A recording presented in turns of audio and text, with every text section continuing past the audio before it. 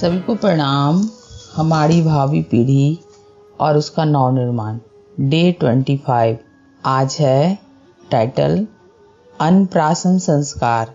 इसके पहले हम लोगों ने नामकरण संस्कार को पढ़ा था, जिसका महत्व हम लोग ने देखा और समझा कि नामकरण संस्कार का नाम का गुण बोध कितना महत्वपूर्ण होता है। और नाम जो है ऐसे ही कुछ भी नहीं रखा जाना चाहिए, नाम अर्थपूर्ण रखना चाहिए, क्योंकि इससे भी नाम का अर्थ का भी प्रभाव पड़ता है। क्योंकि कोई भी व्यक्ति अपने नाम से ही जाना जाता है, तो उसके नाम का जो भी उसमें महत्व होता है, उसका अर्थ होता है, उसका कहीं ना कहीं उसके व्यक्तित्व पर असर पड़ता है।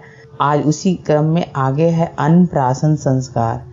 16 संस्कारों में से 5वां संस्कार अन्नप्राशन का है, जिसका अर्थ है बच्चे को विधिवत किसी शुभ दिन से अन्न का सेवन कराना आरंभ करना। प्रायः हम लोग जैसे कहीं कहीं रिवाज होते हैं, कहीं 6 महीने में तो कहीं 5 महीने में, जिसको प्रायः अपने बोलचाल के भाषा में मुँह जुट्ठी बोलते हैं। बच्चे अन्न खाना जो मतलब शुरू करते हैं, तो उसको बोला जाता है कि उसको अन्न का प्राशन कराया गया। उसी से संबंधित है अन्नप्राशन संस्कार। जन्म से 6ठे महीने या वर्ष के भीतर किसी शुभ दिन में अन्नप्राशन संस्कार करें, क्योंकि इस अवस्था तक पहुँचते पहुँचते बालक विकसित हो जाता है। प्रकृति तो सबसे बड़ी धात्री है। 6 महीने का बालक घुटने के बल बैठने लगता है, उसके हाथ पैर सिर कुछ मजबूत होने लगते हैं, उनमें शक्ति आ जाती है, थोड़ा बहुत गूं गाँव भी करने लगता है। उसके आगे की 2 दतलियाँ भी निकल आती हैं। माँ के दूध से अब उसका काम चलने वाला नहीं, उतने से ही उसकी क्षुधा तृप्त नहीं होती। फिर आगे के जीवन में तो उसे अन्न खाकर ही इस शरीर को धारण करना है। 1 वर्ष की आयु तक पहुँचते पहुँचते तो उसे दूध बिल्कुल छोड़ देना पड़ेगा। जैसा कि हम लोग प्रैक्टिकली देखते भी हैं कि बच्चे थोड़े 6 महीने के होते हैं, तो उनको कुछ ना कुछ हम अपने घर में अन्न के रूप में अन्न को घोलकर या फिर मुलायम कर या दूध में मिलाकर किसी तरह ना किसी रूप में, ताकि बच्चे के पेट में अन्न जाए। तो इसको यहाँ पर बताया जा रहा है कि इसका भी संस्कारित करके अन्न को उसकी पहली बार उसका मुँह जुठी कराया जाए। शास्त्रकारों ने अन्न के संबंध में बड़े सूक्ष्म विचार प्रकट किए हैं, क्योंकि अन्न से हमारे मन की रचना होती है और मन ही संपूर्ण मानवीय क्रियाओं का केंद्र बिंदु होता है। मन की शक्ति अथाह है। जिसका मन अपने वश में है, वही योगी, ऋषि, मुनि, महापुरुष, प्रतिभाशील आदि नामों उपाधियों को धारण करता है। और जिनका मन अपने वश में नहीं है, चंचल है, वह नाना प्रकार के व्यसनों बुराइयों के पीछे मारा फिरता है। उसका जीवन सार्थक जीवन नहीं होता। मन पर विजय प्राप्त करने वाला व्यक्ति ही संसार विजयी हो सकता है। यहाँ अन्न से कितने सूक्ष्म रूप से मन से जोड़ा गया है। और हम लोग जानते भी है, एक कहावत भी है कि जैसा खाए अन्न वैसा हो मन। इसलिए अन्न का बहुत ही प्रभाव पड़ता है। हम तामसी भोजन खाते हैं तो हम देखते हैं, अगर कोई गरिष्ठ भोजन खाते हैं तो हम अपने आप में देखते हैं कितने कैसे अपचय से अनिजी महसूस करते हैं। और अन्न का सूक्ष्म प्रभाव बहुत ही होता है। और महाभारत कालीन हम लोग एक कहानी भी जानते हैं कि जब भीष्म पिता मृत्युशैया पे पड़े हुए थे, तो उनसे पूछा गया कि आप इतने सब पुण्य के कार्य करते हो, जब द्रौपदी की चिरहरण हो रही थी तो आपने क्यों नहीं विरोध किया?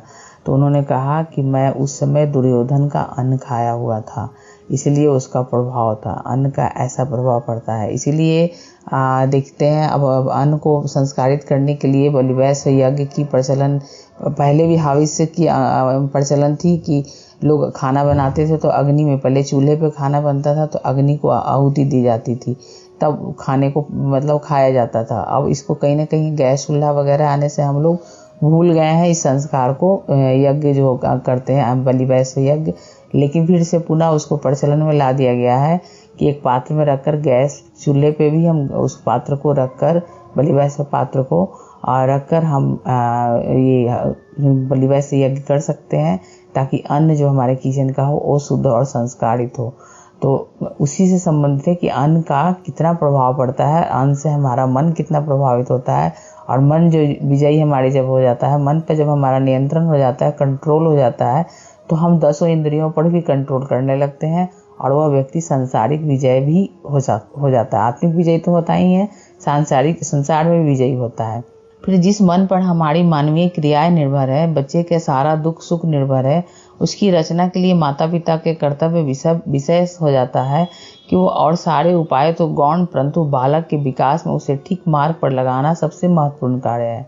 आजकल भोजन की शुद्धता अशुद्धता पर कोई विचार किए बिना पेट को कूड़ा खाने की तरफ भरना हमारी आदत बनती जा रही है। उसमें चॉकलेट, आइसक्रीम, लेमन जूस आदि तो बचपन से ही पड़ने लगते हैं। फिर चाहे जो भी भोजन खिलाना हम बच्चे को प्रारंभ कर देते हैं, यह एक गलत प्रक्रिया है। बच्चे को जिस मार्ग पर ले जाना है, जिन वस्तुओं या आदतों के प्रति प्रेम पैदा करना है, उनका अभ्यास इसी अवस्था से करना है। यहाँ बताया जा रहा है, जैसे अभी देखो कितना मतलब अन्न का दुष्प्रभाव पड़ रहा है। फास्ट फूड बच्चे खाते हैं, उसका दुष्प्रभाव हम लोग देख रहे हैं कि बच्चे कम उम्र में मतलब मोटा हो जा रहे हैं। मतलब उनका बॉडी जो है डायबिटिक हो जा रहा है, मतलब स्थूल उनका जो देखा जाए तो उनकी बॉडी बल्की हो जाती है। फास्ट फूड का ही असर होता है। चॉकलेट, आइसक्रीम तो आम बात होती है। तो यहाँ बताया जा रहा है कि अन्नप्राशन संस्कार के द्वारा हम बच्चे को ही क्यों ना ऐसी प्रक्रिया उसके अंदर संस्कारित अन्न का शुरुआत करें कि वो भोजन जब भी करे, जब बच्चा थोड़ा बड़ा हो जाए तो वो संस्कारित करके उस भोजन को खाए। क्योंकि हम उस भोजन को ग्रहण करने जा रहे हैं, तो भोजन को अगर हम संस्कारित कर देते हैं, मान लीजिए कोई भी इष्ट मंत्र हो, चाहे गायत्री मंत्र हो या कोई भी मंत्र हो, एक बार जरूर पढ़े, एक बार या 3 बार, तब हम अन्न खाएं। तो ऐसे क्या होता है, हम भगवान को, माँ धात्री को भी एक तरह से उनके प्रति कृतज्ञता व्यक्त करते हैं। और क्योंकि अन्न को हम उपजा नहीं सकते हैं, हम पैसों से अन्न को खरीद सकते हैं लेकिन हम उसको उपजा नहीं सकते। माँ धरती ही अपनी सीना फाड़ के उस अन्न को देती है। इसलिए अन्न को बर्बाद नहीं करना चाहिए। खाना ले उतनी ही थाली में कि ना जाए नाली में, ऐसा हम लोग जानते भी है। तो खाना को बर्बाद भी नहीं करना चाहिए। तो ये सब संस्कार हम एक तरह से बच्चे में शुरू से ही मतलब दें तो बच्चा उसको फॉलो करता है। ठीक है, अभी समय मतलब ज़्यादा लोगों के भाग दौड़ की है, लेकिन हम जिस खाने शरीर भाव में है, तो हम जिस अन्न से हमारा शरीर पोषित हो रहा है, तो उसको संस्कारित करना हमारा कर्तव्य है। यही कारण है कि हमारे खान पान की गलत शैली के कारण ही आज तमाम तरह की बीमारियां देखिए घर कर रही है। तो ये यहाँ वही बताया जा रहा है कि शुद्धता अशुद्धता पर विचार किए हुए हम कुछ भी खा लेते हैं, पूरे खाने की तरह अपने पेट को बना लेते हैं। तो इस आदत को हम यहाँ पर ड्रॉप करें और जिन वस्तुओं की आदतों के प्रति हमारा प्रेम पैदा करना, उसका अभ्यास बच्चे को इसी उम्र से करें।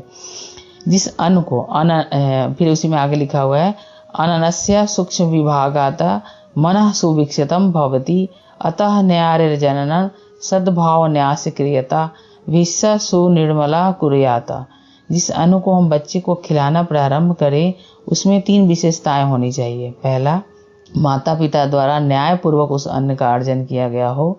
दूसरा, अन्न के साथ पवित्र भाव हो। तीसरा, सात्विक क्रियाओं द्वारा उसे स्वच्छ और निर्मल बनाना चाहिए।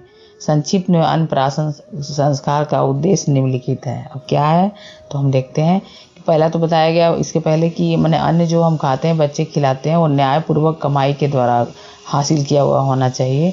दूसरा, अन्न के साथ पवित्र भाव हो। तीसरा, उसको सात्विक यानी स्वच्छता और शुद्ध भाव से उसको बनाया हुआ और निर्मल मन से उसे परोसा जाना चाहिए। अब है आगे कि अन्नप्राशन संस्कार का उद्देश्य क्या है।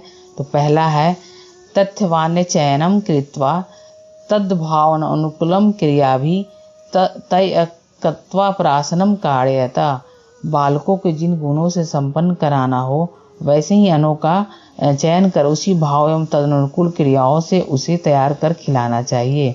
आप बच्चे को क्या बनाना चाहते हैं? व्यापारी, मजदूर, कृषक, सैनिक, इंजीनियर, अध्यापक आदि हर पद की तैयारी में अन्न का विशेष हाथ होता है। यदि आपकी चाह है कि बच्चा बड़ा होकर सेना का जनरल बने, तो उसे खिलाने वाले अन्नों पर बहुत ज़्यादा सात्विकता का विचार करने की आवश्यकता नहीं है। वह अन्न खिलाइए जिससे उसका शरीर स्वस्थ हो, मांसल एवं सुदृढ़ हो। बुद्धिजीवी बनाना हो तो उस प्रकार के अन्नों का चयन करना चाहिए, अर्थात पौष्टिक और गुणकारक भोजन। गीता में भगवान ने 3 प्रकार के अन्नों का वर्णन किया है, सात्विक, राजसी और तामसी। आयुष, सात्विकता, बल, आरोग्य, सुख और रुचि बढ़ाने वाले रसदार, चिकने, पौष्टिक और मन को रुचिकर आहार सात्विक स्वभाव के लोगों को प्रिय होते हैं। तीखे, खट्टे, सारे, बहुत गर्म, चटपटे, रूखे, दाहकारक आहार राजसी लोगों को प्रिय होते हैं और वे दुख, शोक तथा रोग उत्पन्न करने वाले होते हैं। पहर भर से पड़ा हुआ नीरस, दुर्गंधित, बासी, जूठा, अपवित्र भोजन तामस स्वभाव के लोगों को प्रिय होता है। इस तरह आप अपने बच्चे को किस स्वभाव का बनाना चाहते हैं, सात्विक, राजस, तामस, उसी के अनुसार उसके लिए भोजन का चयन करें। यहाँ पर बताया जा रहा है कि हम मतलब हमें यह स्वतंत्रता दी गई है कि हम अपने बच्चे को किस प्रकार बनाना चाहते हैं, और जिस प्रकार बनाना चाहते हैं उस तरह के राजसी, तामसी और सात्विक भोजन को हम उसे आदत लगा सकते हैं। तो इस प्रकार अन्नप्राशन संस्कार की जो मतलब कह सकते हैं, अन्न को खाकर जो है जैसा हमारा मन बनता है उसका एक बीजारोपण है अन्नप्राशन संस्कार के द्वारा। तो इसका महत्व को हम लोग देखे समझे हैं आज। आगे इसी में हम लोग नेक्स्ट डे देखेंगे। सभी को धन्यवाद। और हम यहाँ से कोशिश करें आज से, अभी से, कि हम अपने अन्न को संस्कारित कर उसको अभी से मतलब एक तरह से अब एक मंत्र के द्वारा कम से कम भगवान को धन्यवाद देते हुए अन्न ग्रहण करने से पहले जरूर उस मंत्र को पढ़ें, तब ग्रहण करें, खुद भी करें और अपने बच्चों में भी ये आदत सुविकसित करें। क्योंकि हमारी भावी पीढ़ी का नवनिर्माण की उस एक प्रक्रिया के अंतर्गत एक यह भी क्रिया है। सभी को धन्यवाद।